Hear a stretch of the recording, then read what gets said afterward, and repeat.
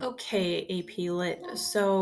Um, I wanted to make a brief little explanation for you guys when you started reading Frankenstein this week.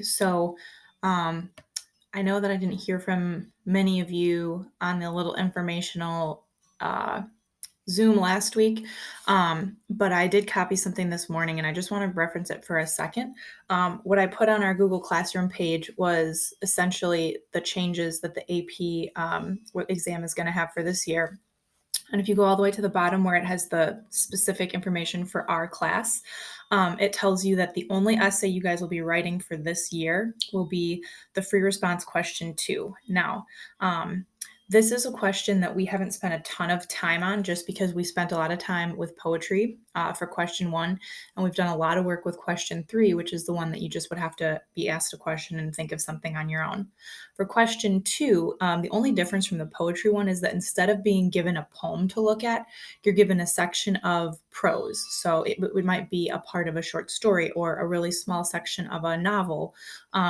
And they'll give you that specific section and then ask you a question to analyze within that. So, keeping that in mind, some of the things that I'm going to have us do during our readings of Frankenstein are going to have to do with preparing you for the specific essay that you will write. And the best way to kind of explain that is the beginning of Frankenstein. So, kind of just jumping right in here. The first thing that I put on the post that I want you to realize when you're reading Frankenstein, which if you actually open the book to look at it, I said it goes up to page 15, but that's also because it starts on page 3. So really, we're not looking at much here. If you don't have the book with you, there's a ton of versions online that you can find, and they're all the same. It's just kind of the format that suits you. So the one that I've got on the screen now is really good about giving you that alternate title. So the first thing I said I wanted you to look at, which is Mary Shelley titled this book when she was done writing it as Frankenstein, or an alternative title was The Modern Prometheus. So going back to some of your essential background notes, if you actually went through and you took those notes, they go through the Promethean myth, which is basically whether you watch the TED video or whether you read it, the little description here. Prometheus was one of the titans that molded mankind and stole the sacred gift of fire from the gods because the gods didn't want the humans to become too powerful. And because of this, because he defied the gods, Zeus in particular, he was punished for the rest of his life. So when we have this book titled A Modern Prometheus, there's got to be some kind of a tie based on this allusion to this Greek myth. So one of the things that I put in the essential background notes is we only meet this character very briefly at the end of the fourth letter, but Victor Frankenstein, so a lot of you, if you're like, wait, I thought Frankenstein was the name of the monster. Actually, no. Frankenstein is the name of the doctor who creates the monster. The monster is unnamed.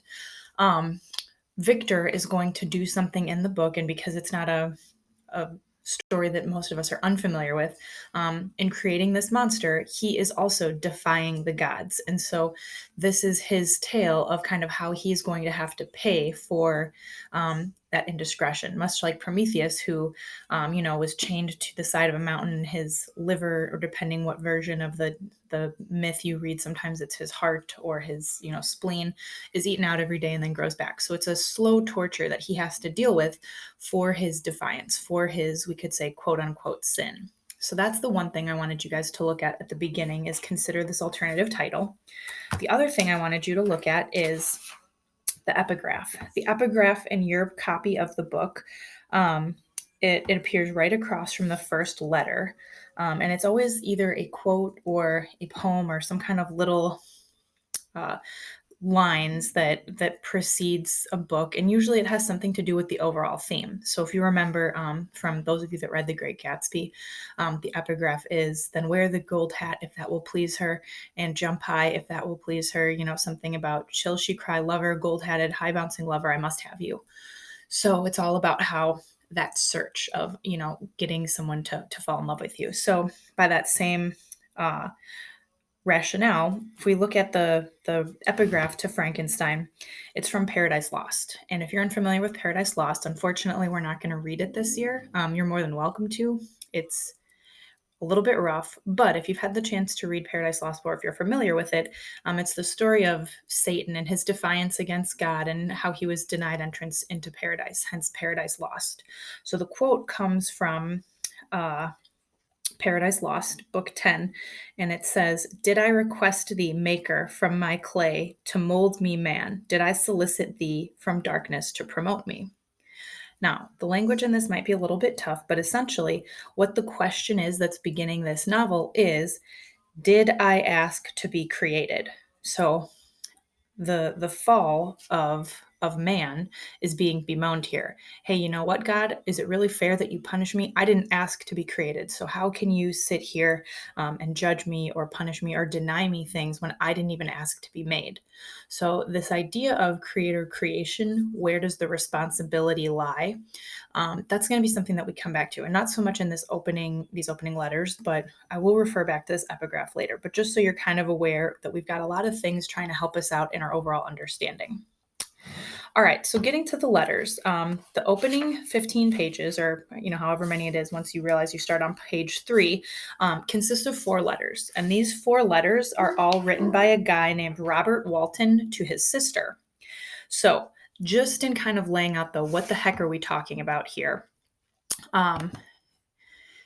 Robert Walton, well, this is a frame story. So Robert Walton has nothing to do with Dr. Frankenstein making his monster, the mad scientist in his little laboratory. He's a different kind of guy. And this is another thing that your essential background knowledge might have helped you with.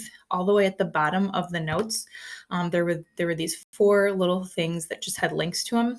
And it was about how in the 18th and 19th century, there were these different scientific explorations that were happening. So the book that we're reading, Frankenstein, it's a romantic book, capital R Romanticism, which basically means that Mary Shelley, when she wrote it, was writing about how her characters should value their emotions and their relationships, and kind of have a reverence and respect for nature over all else.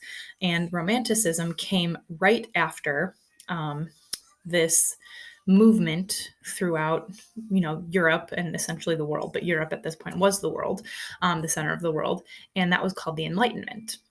The Enlightenment valued science and reason and rationale over everything else. So what this at the end of your notes is kind of showing you is these are some different things that were being done during this time of enlightenment to kind of progress technology and science. And so one of those things was the Arctic passages. So when we begin the book with these letters, Robert Walton is a younger man, who's writing to his sister about his journey to find these Arctic passages. So if you're looking at this image here and you can't kind of figure out what's going on, imagine if you had a globe on your desk and you just stood directly over it so that you were looking in the center at the North Pole, and then you would see the rest of the globe start to come as the sides curved or rounded out. So this guy, Robert Walton, in the first letter is essentially establishing his character, who he is. And we find out that he is a really ambitious guy. He has some really high aspirations. He's excited for wherever he's going based on his word choice and his tone. He's very educated. The fact that he can go on an exploration like this to try and find a passage through the Arctic Circle means that he is wealthy, right? He's not one of the workers on this ship. He's more like the captain of this ship. And so as we read through this, we can find that his goal is he wants to find recognition and greatness through a scientific discovery. And what he wants it to be is he would like to be the one that figures out how to make a safe passage through the Arctic Circle so that no longer will people have to circumnavigate the entire globe to get from one side of the world to the other, but they can kind of just go north through this Arctic passage, and it's going to, revolutionize trade, revolutionize all these things. So that's his goal. He wants to do something really big, and he's really excited to do this. He gives us some of his background, how he's prepared for this, and he's read all these books. And so on one hand, we can kind of admire this ambition that he has, but at the bottom of page 4, with some of the questions that he asks his sister, we also get a sense of kind of this kind of not like ominous side, but it's definitely not a flattering side of him. For example, he asks his sister, "And now, dear Margaret, do I not deserve to accomplish some great purpose?"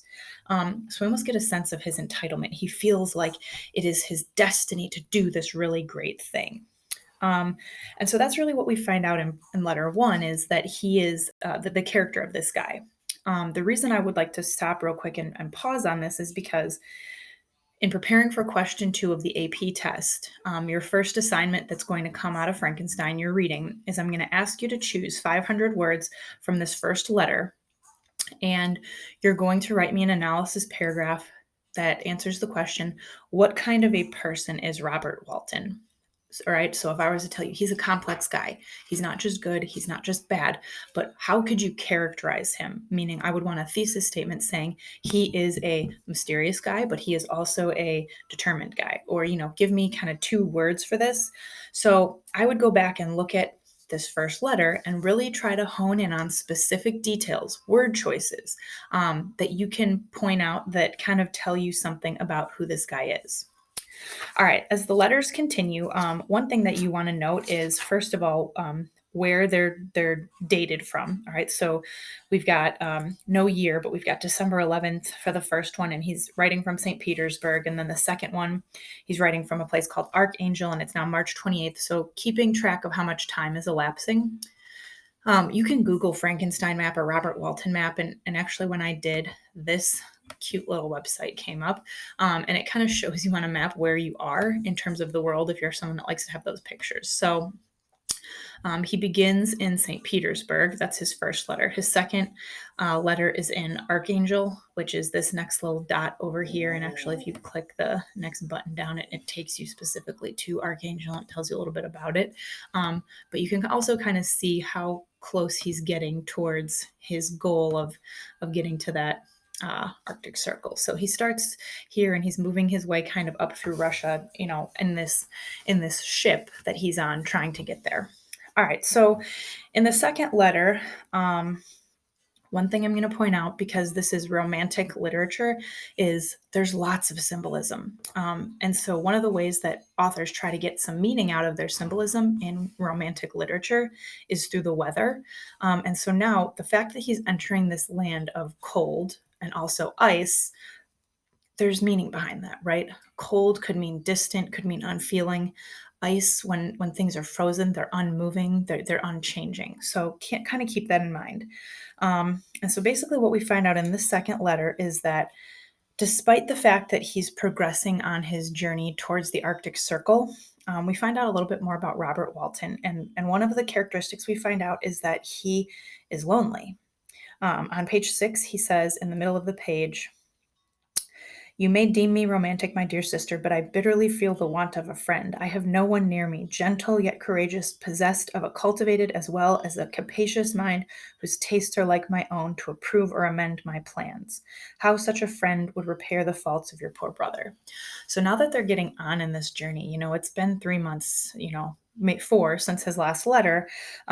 Even though he is pursuing this greatness, he's finding out that it can feel a little bit empty because he doesn't have anybody with him. So if we go back to the idea of one of the essential questions I put in your essential background is, just because we can do something does that mean we should? One of the things Robert Walton is obviously striving for is greatness. He wants to be known. And I guess the question coming up here is, at what point can you put a price on what you're willing to give up for fame, right? So now in his second letter, he talks about how he's lonely, and you might say, well, he's got this crew around him. Well, he's more of a genteel class. He's an upper class kind of guy. So the kind of men that are on this ship with him, they're not necessarily the kind of guys that he is able to have a good conversation with, an educated or learned conversation. These are harsh men. These are seamen and sailors. So that's something to keep in mind as far as maybe he looks at himself a little too highly because he doesn't have to feel so alone. All right, in letter two, the main thing I want to point out that you should note is we have an allusion to the rhyme of the Ancient Mariner. And since that's the poem we read right before this, hopefully you perked up a little bit at the mention of this poem. In the book that I sent home with you, it's on page 8. And the first reference to Ancient Mariner that we get is when he mentions that he says, I'm going to the unexplored regions, to the land of mist and snow, which is a line from that poem. But he says, but I shall kill no albatross. In other words, I'm going to go to this Arctic passage, but unlike this guy, I'm not going to do any harm. Therefore, do not be alarmed for my safety, or if I should come back to you as worn and woeful as the Ancient Mariner. So don't worry about me when I do return to you. I'm not going to be this broken man like the mariner was when he returned from his journey. Going on, though, we can see that even though he's determined to do this great thing, there is this line that's a little bit questionable. He says, there's something at work in my soul which I do not understand. And so we get a sense that maybe his ambition isn't just a good thing. It might be something a little bit negative. All right, our third letter is really short, and you'll notice if you read the name, or sorry, not the name, the date, and also the place. There is no place listed. So now we've lost him on the map. He's headed towards this Arctic Circle.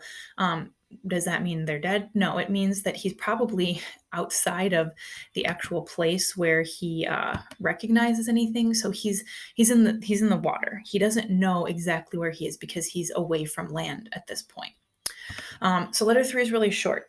Okay. One thing that I might ask you, if this was a question 2, and I was going to have you do a little analysis paragraph or prep for the test, I might say, what's the purpose of this? What's the tone of this letter? So how is he changing? We start out excited in the first letter. The second letter, he is lonely. What is the tone of letter 3? And maybe why include it, right? All right. The most important letter, and maybe the one that causes us to have to do the least amount of critical thinking, is the fourth letter. The fourth letter is the longest, and it's actually broken up into different dates. The first date is August 5th. The second date is August 13th, and the third one is August 19th. And essentially, this would be very akin to the section of Rime of the Ancient Mariner where the mariner and his men get caught in the ice and they're stuck. So that's essentially what happens to them. While they're looking for this Arctic passage, they get stuck in the ice. And what happens is, as they're stuck and there's not anything to do, they're in a little bit better position because they've got food and supplies on board. But one day they look outside and they see this kind of giant figure of a man. And they say he's driving a sledge. A sledge here would be like a dog sled. And they see him driving these dogs and they pass the boat, and it's very confusing to these guys. Why is it confusing? Well, because they're in the middle of nowhere. So how in the heck, if their boat is stuck and they're a little bit worried that they're in a predicament, how is there this man that is driving a dog sled all the way up here in the Arctic, seemingly unharmed? So they see this guy go by and he disappears. Later, they find another dog sledge with only one surviving dog and a man who is pretty close near death. Now, it's worth noting that this is a different man. So there were 2 dog sleds being driven by 2 different men, and the one that they find is a man that is barely alive. So they bring him on board after mentioning, like, hey, were you looking for your friend? We saw this other guy that was ahead of you. And once they do, this guy agrees to be brought on board, and they essentially start to nurse him back to health. The first mention of this other driver of this dog sled, the second man that they pick up, refers to him as a demon. So now we're thinking, okay, we know this is the story of Frankenstein. We know this is a frame story. So we can pretty closely assume that the other dog sled was the monster, and that this guy we're picking up, whose name is Victor Frankenstein. So on the one hand, Robert Walton is super excited because he has an educated European man who's not a brute that he can talk to.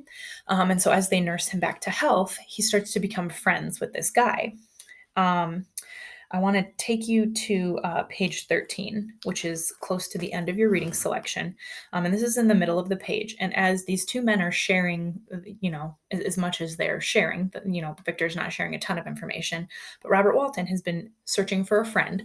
So he begins to kind of unload all of his ambitions, what he wants to get done. And so in the middle of the page, it says, "One man's life or death were but a small price to pay for the acquirement of the knowledge which I sought, for the dominion I should acquire and transmit over the elemental foes of our race."